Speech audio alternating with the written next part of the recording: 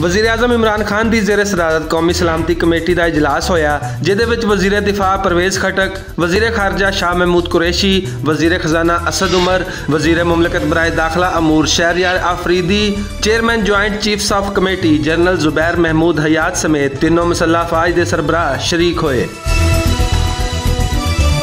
इजलास विच मुल्की ते खिते की सिक्योरिटी सूरत हाल समेत चीन, रूस ते अमरीका नाल ताल्लुकात की सूरत हाल ते तफसीली गौर किया गया। इस तो अलावा एहतजाज के दौरान तोड़ फोड़ करने वालों के खिलाफ कार्रवाई का भी जायजा लिया गया।